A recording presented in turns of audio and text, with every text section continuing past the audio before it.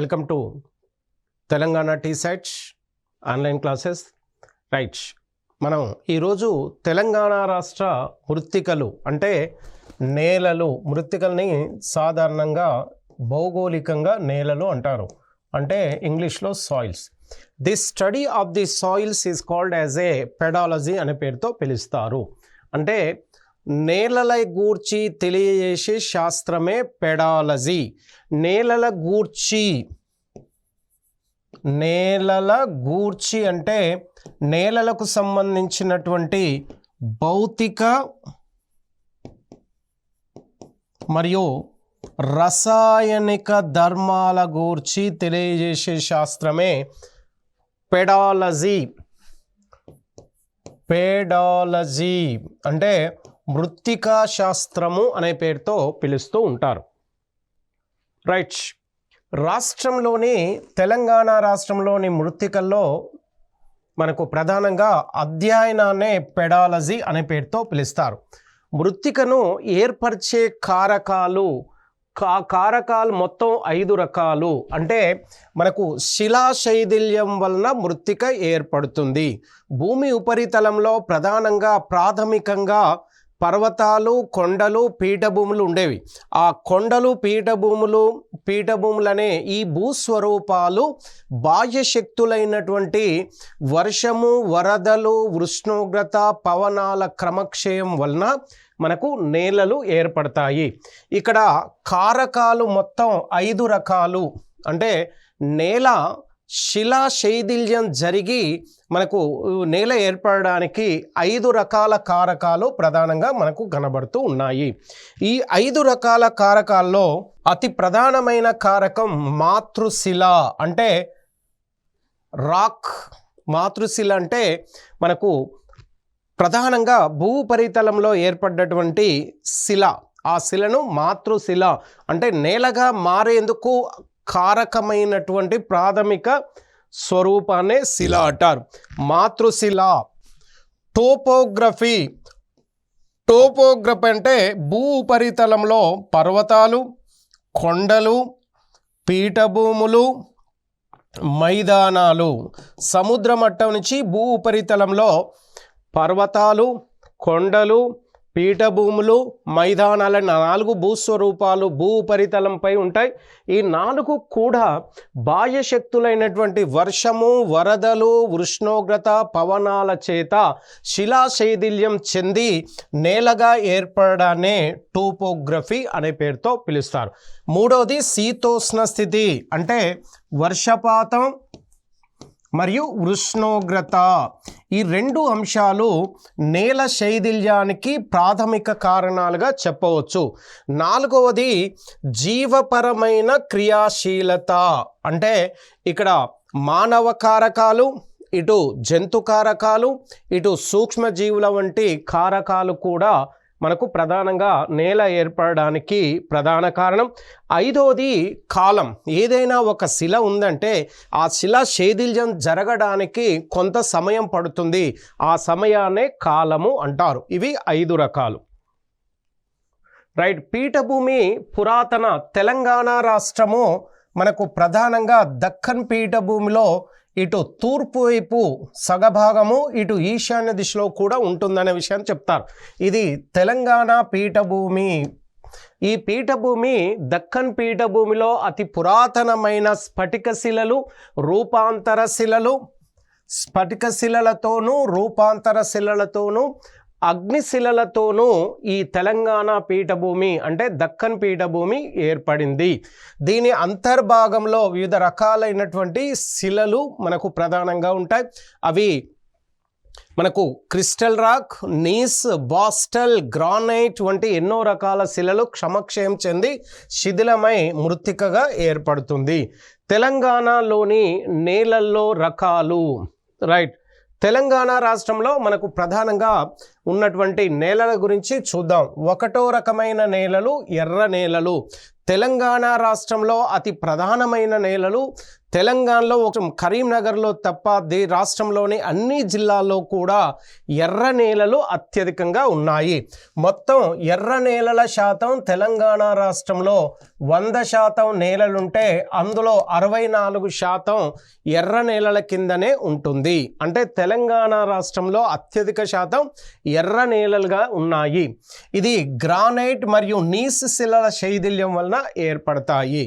ఎర్ర నేలలు ప్రధానంగా ఏ రాతి శిల మాతృక నుంచి ఏర్పడ్డాయంటే గ్రానైట్ నీస్ శిలల యొక్క శైథిల్యమే. ఈ రెండు రకాలైనటువంటి శిలలు దక్కన్ పీఠభూమి అంతర్భాగంలో అధికంగా ఈ రకమైన శిలలు ఉండడం వలన ఉపరితలంలోని బాహ్య శక్తుల వలన ఇవి శైథిల్యం చెంది ఎర్ర నేలలుగా ఏర్పడ్డాయి. ఈ నేలలకు ఎరుపు రంగు రావడానికి కారణమైన ఖనిజం iron oxide. Iron, ferrous plus oxygen రెండు కలిపి ఫెర్రస్ ఆక్సైడ్ యొక్క రసాయనిక సమ్మేళనమే ఎరుపు రంగు రావడానికి కారణం. ఈ నేలలో ప్రధానంగా నైట్రోజన్, ఫాస్ఫరస్ సేంద్రియ పదార్థాల శాతం తక్కువగా ఉంటుంది. చూడండి, ఇక్కడ ప్రధానంగా నైట్రోజన్, ఫాస్ఫరస్ సేంద్రియ ఎరువు అంటే హ్యూమస్ అంటారు. అంటే మనకు అత్యంత సారవంతమైన నేలని సేంద్రియ నేలలు అనే పేరుతో పిలుస్తారు. ఈ నైట్రోజన్, ఫాస్ఫరస్ సేంద్రియ పదార్థాలు అనేవి ఏదైనా ఒక నేలల్లో ఉంటే ఆ నేలల్లో బాగా పంటలు పండి అత్యధిక సారాన్ని కలిగి ఉంటాయి. ఈ మూడు రకాలైనటువంటి ఖనిజాలు ఎర్ర నేలలో తక్కువ ఉండడం వలన మనకు ఒండ్రు నేలలు, నల్ల నేలలతో పోల్చుకుంటే ఇవి తక్కువ సారాన్ని కలిగి ఉంటాయి. రైట్. ఇవి తెలంగాణలో ఏ జిల్లాల్లో ఉన్నాయంటే ఒక కరీంనగర్ జిల్లా తప్ప దాదాపు అన్ని జిల్లాల్లో అత్యధికంగా ఉన్నాయి.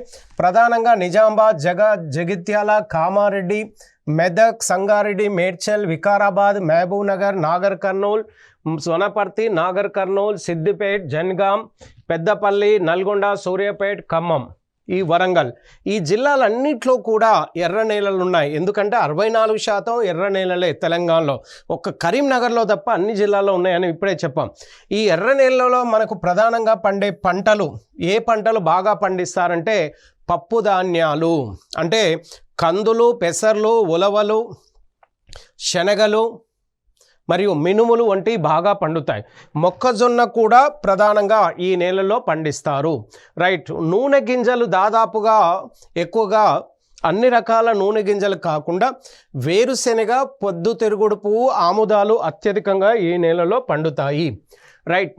నీటి సరఫరా అధికంగా ఉంటే వరి, చెరుకు పంటను కూడా ఈ నేలల్లో పండించవచ్చు.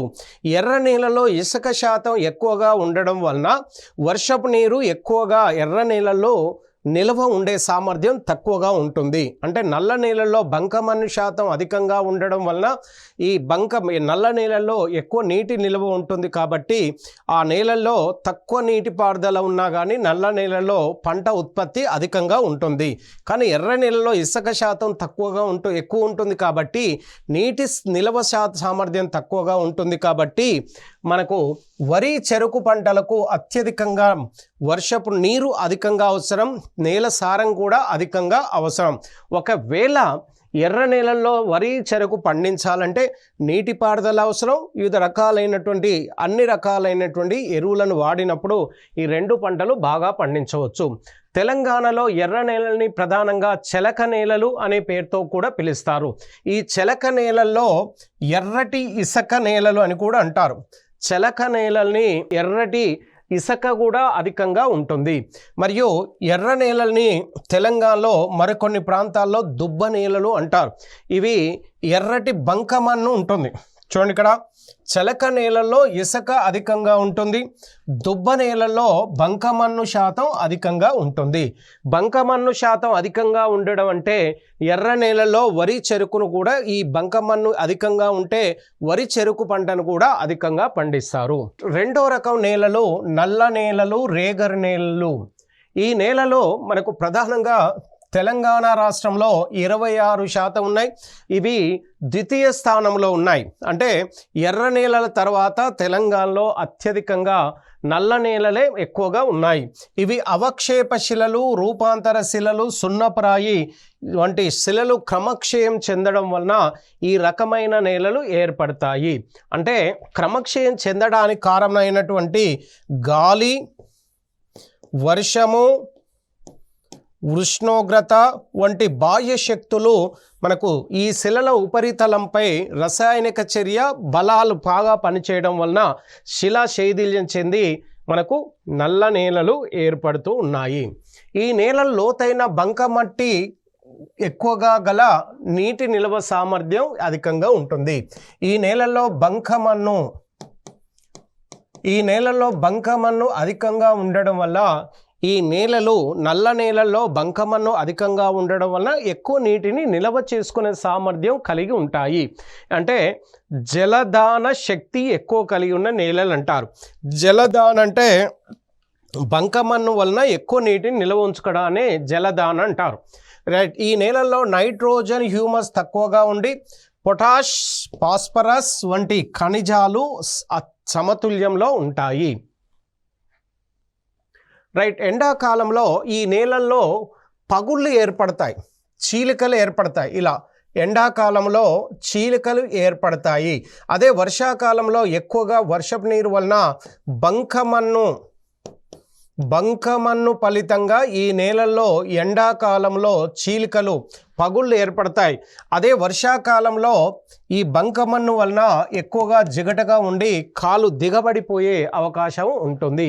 కాబట్టి బురదతో కూడిన నేలలుగా కూడా పిలుస్తారు. వీటిని తమను తామే దున్నుకునే నేలలు అంటారు. అంటే ఎండాకాలంలో పగుళ్ళు వచ్చి అదే వర్షాకాలంలో మళ్ళీ బురదగా అయ్యి మొత్తం నేల అంతా తమంత తామే దున్నుకునే నేలలు అనే పేరుతో పిలుస్తారు.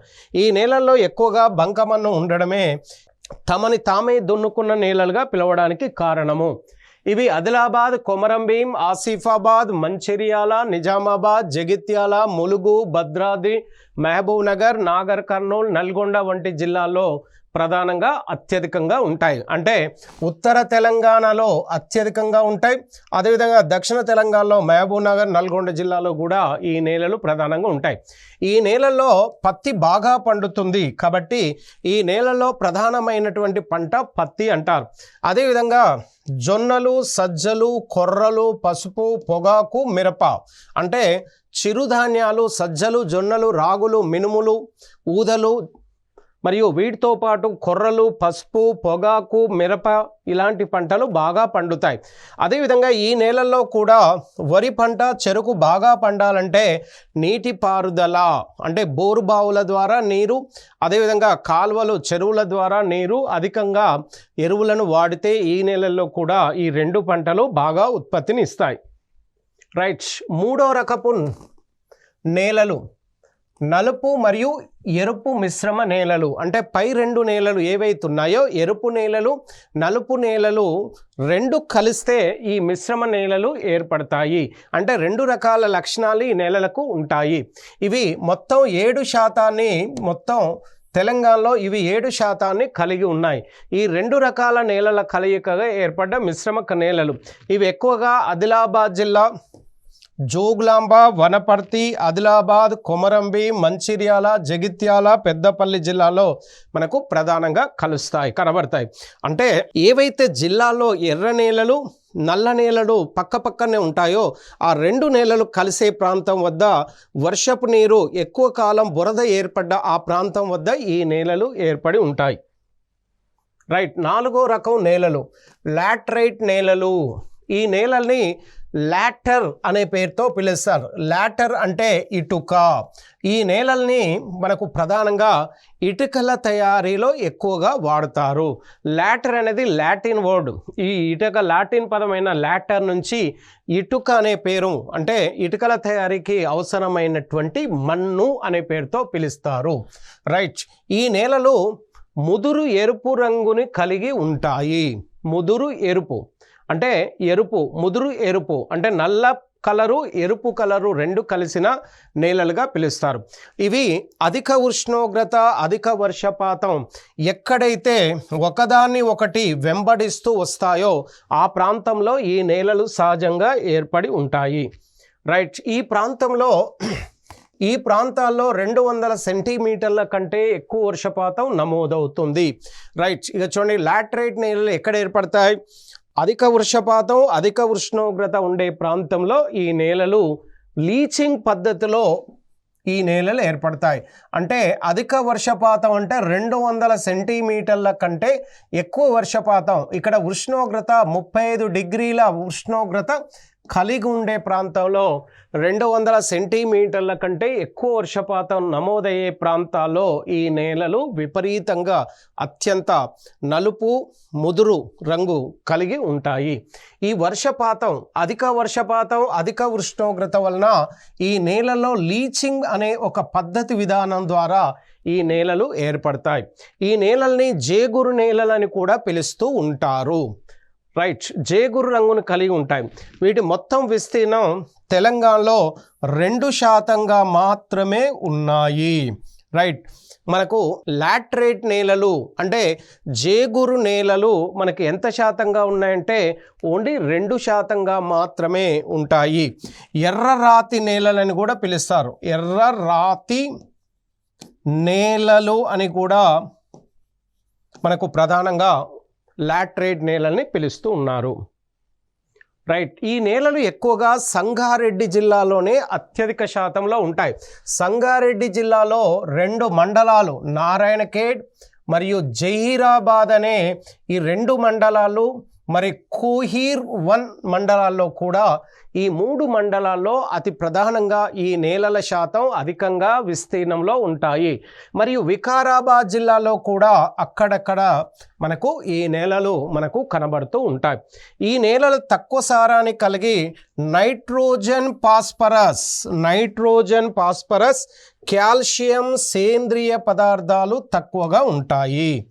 తక్కువ శాతాన్ని అన్ని రకాలు విధంగా చెప్పాలంటే నేల సారం అల్పంగా ఉండడానికి ఈ ఖనిజాలు అల్పంగా ఉండడమే కారణము. అలాగే ఐరన్ ఆక్సైడ్, పొటాష్ అత్యధికంగా ఉంటాయి. ఈ నేలల్లో ముదురు ఎరుపు రంగు రావడానికి కారణమైన ఐరన్ ఆక్సైడ్ మరియు పొటాష్ కూడా అత్యధికంగా ఉన్నాయి.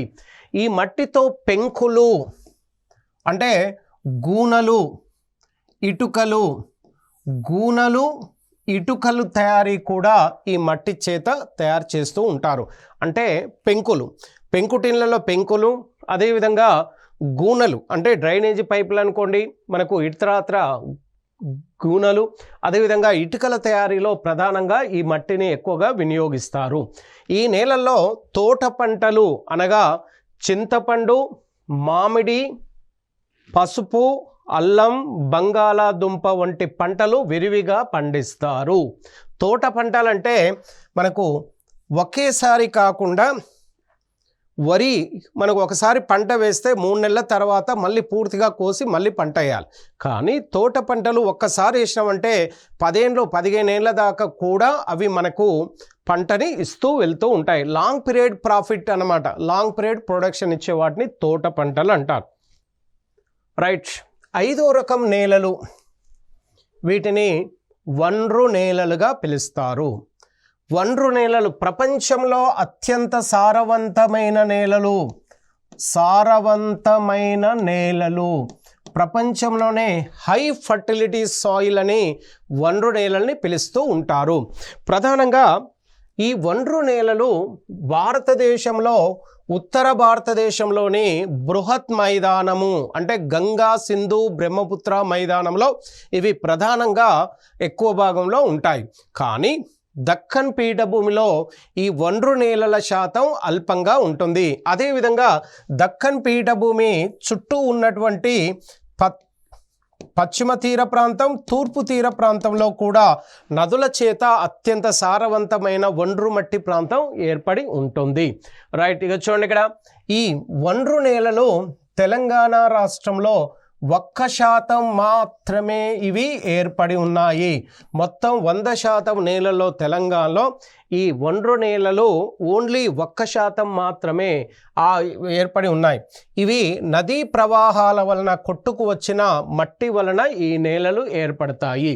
అంటే నదులు ఎత్తైన ప్రాంతం నుంచి కిందికి వచ్చేటప్పుడు ఆ నీటితో పాటు వివిధ రకాలైనటువంటి అవశేషాలను కూడా ఈ వరద నీరు తీసుకురావడం వలన ఆ నీరు తీసుకొచ్చి ఆ రెండు వైపులా నదికి రెండు వైపులా ఈ ఒడ్రు బట్టిని స్థిరీకరించడం వలన ఈ నేలలు ఏర్పడతాయి. అంటే ప్రధానంగా నదుల చేత ఏర్పడ్డటువంటి అతి ప్రధానమైన నేలలే ఒండ్రు నేలలుగా పిలుస్తారు. ఇవి నదుల చేత కొట్టుకు రాబడతాయి. ఎత్తైన ప్రాంతం నుంచి శిలా శైథిల్యం వలన వచ్చిన మనకు ఈ నదీ అవశేషాలనే నదీ ప్రవాహాలుగా స్థిరీకరించబడతాయి.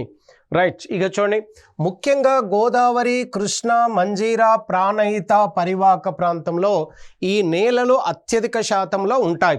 అంటే ముఖ్యంగా గోదావరి ఉపరితల ప్రాంతం, గోదావరి పరివాహక ప్రాంతంలో ఈ నేలలు ఇలా పరివాహక ప్రాంతంలో, కృష్ణానది పరివాహక ప్రాంతము, అదేవిధంగా మంజీరా పరివాహక ప్రాంతం, అదేవిధంగా మూసీ పరివాహక ప్రాంతం, అదేవిధంగా ప్రాణహిత నది పరివాహక ప్రాంతం. చూడండి, ఇక్కడ తెలంగాణలో ప్రధానంగా ఈ 1% ఉన్న ఒండ్రు నేలలు ఏ నదుల చేత పరివాహక ప్రాంతంలో అంటే గోదావరి, ప్రాణహిత, మంజీరా, కృష్ణ, మూసీ ఈ నదీ పరివాహక ప్రాంతంలో ఈ నదులు తీసుకొచ్చిన అవశేషాల యొక్క స్థిరీకరణే ఒండ్రు నేలలుగా పిలుస్తారు. ఈ నేలల్లో వరి, గోధుమ, మొక్కజొన్న వంటి పంటల్ని బాగా పండిస్తారు. అంటే ఓ విధంగా చెప్పాలంటే ఒండ్రు నేలలు అనేవి అత్యంత సారవంతమైన నేలలు. ఈ నేలల్లో ప్రధానంగా అన్ని రకాల పంటల్ని పండించవచ్చు. అంటే ఆహార పంటలు, వాణిజ్య పంటల్ని కూడా అన్ని పండించవచ్చు. కానీ తెలంగాణ రాష్ట్రంలో ప్రధానంగా వరి, గోధుమ, మొక్కజొన్న ఈ మూడు కూడా తెలంగాణ రాష్ట్రంలో ప్రాథమిక ఆహార పంటలుగా పిలుస్తారు. కాబట్టి ఎక్కువ శాతంలో ఈ పంటల్ని ఎక్కువ పండించే క్రమంలో ఈ 3 రకాల పంటల్ని తెలంగాణలో ప్రధానంగా ఆహార పంటలుగా ఉన్నాయి. అదేవిధంగా వాణిజ్య పంటలు కూడా విరివిగానే పండుతాయి. అంటే చెరకు, పత్తి, పొగాకు, జనుము ఈ 4 పంటలు కూడా ఈ నేలలో బాగా పండిస్తారు. కానీ తెలంగాణలో ఈ 4 పంటల్ని తల్పంగా అంటే పత్తి పంటను, వరి, గోధుమ, మొక్కజొన్న, పత్తి, పొగాకును కూడా విరివిగా పండిస్తారు. రైట్, 6వ రకం నేలలు.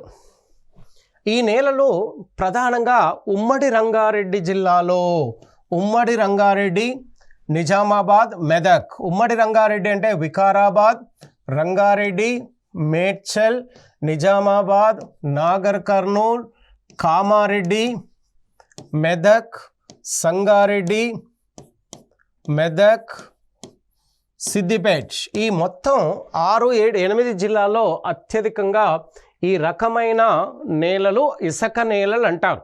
ఈ నేలలో ఎక్కువ లావణ్యతను కలిగి ఉండడం సారవంతమైనవి. రైట్, 6వ రకం నేలలు లవణ నేలలు.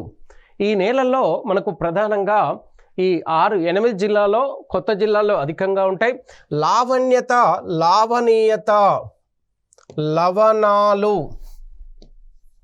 లవణాలు అంటే ఉప్పు నీటి గుణమే కావచ్చు, magnesium chloride, sodium chloride and also potassium ఇలాంటివన్నిటిని లావణీయత కలిగిన నేలలు అంటారు. ఇవి అంత సారవంతమైనవి కావు. ఇవి రాష్ట్రంలో అత్యల్పంగా (1%) 1% కంటే తక్కువగా ఉన్నాయి. రైట్, నేలల సంరక్షణకై తీసుకోవలసినటువంటి చర్యలు. రైట్, ఇక చూడండి, ఇక్కడ ప్రధానంగా భారతదేశంలో ఇటు తెలంగాణలో బాహ్య శక్తులైనటువంటి వర్షము, వరదలు, శీతోష్ణ స్థితి ప్రవణాల చేత ఉపరితల ప్రాంతం శిలా శైథిల్యం జరిగి నేలలు ఏర్పడతాయి. అలా ఏర్పడ్డ నేలలు వివిధ రకాలైనటువంటి బాహ్య శక్తుల వలన వరద చేత ఒక ప్రాంతం నుంచి మరొక ప్రాంతానికి నేల సారం కొట్టుకుపోతూ ఉంటుంది. అలా కొట్టుకుపోవడం వలన అత్యంత సారవంతమైన నేల ఒక ప్రాంతం నుంచి మరొక ప్రాంతానికి, ఒక ప్రాంతం నుంచి సముద్రంలోకి, నదుల్లోకి వెళ్తుంది. అలా వెళ్లకుండా మనకు నేల సంరక్షణని అంటే నేల శైథిల్యం జరగకుండా ప్రధానంగా తీసుకోవాల్సిన చర్యలో అడవుల పెంపకం. అంటే అడవులని బాగా పెంచాలి, అడవులను నరికే ఆలోచన కాకుండా పెంచే విధంగా ఉండాలి. పశువుల మేతను అరికట్టడం. నేల సారం కోత గురయ్యే ప్రాంతాల్లో పశువుల మేత అంటే పశువులను మేత మేసేందుకు మనకు అనుమతి ఇవ్వకపోవడం, అంటే ఆనకట్టలు అరికట్టడం, అదేవిధంగా డ్యాముల నిర్మాణము తగ్గించాలి, అదేవిధంగా వ్యవసాయ పద్ధతిలో మార్పులు జరగాలి. అన్నీ ఒకే రకమైనటువంటి పంటలు కాకుండా వివిధ రకాల మిశ్రమ పంటల్ని కూడా పూర్తిగా ఈ నేలల్లో ఉపయోగించాలి. ఇది పూర్తిగా నేలలకు సంబంధించినటువంటి పూర్తి అంశాలు. రైట్, మనకు ఇది పూర్తి స్థాయిలో తెలంగాణ రాష్ట్రంలోని నేలలు, సాయిల్స్. అంటే నేలలనేవి భారతదేశంలో అతి ప్రధానమైనటువంటి సహజ వనరు. ఈ సహజ వనరు అత్యంత శక్తివంతమైన సహజ వనరుగా ఈ నేలల్ని పిలుస్తారు. కారణం ఏంటంటే ఈ నేల అనేది శైథిల్యం చెంది నేలగా ఏర్పడ్డప్పుడు ఆ నేలల్లో వివిధ రకాల అంటే అత్యంత సారవంతమైన ఖనిజాల వలన వివిధ రకాలైనటువంటి పంటలు పండడం వలన మానవునికి ఆహార భద్రత, మానవునికి కావలసిన ఆహారము అందుతుంది. ఫలితంగా మానవ జీవితం నేలలపైనే, నేలల సంస్కృతిపైనే ఆధారపడి ఉంటుందనేది ఈ నేలలు మనకు సూచిస్తూ ఉన్నాయి. నేలల యొక్క స్వభావాన్ని మరియు లక్షణాలను బట్టి మానవ సంచారము, మానవ నివాసాలు కూడా ఏర్పడి ఉంటాయి. కాబట్టి తెలంగాణ రాష్ట్రంలో ఉన్నటువంటి ఈ రకమైనటువంటి నేలలు పూర్తి స్థాయిలో ఆహార ఉత్పత్తికి, ప్రధానంగా ఆహార పంటలు, వాణిజ్య పంటలకు పూర్తి స్థాయిలో మనకు అనుకూలమైన నేలలుగా తెలంగాణలో పిలవచ్చు.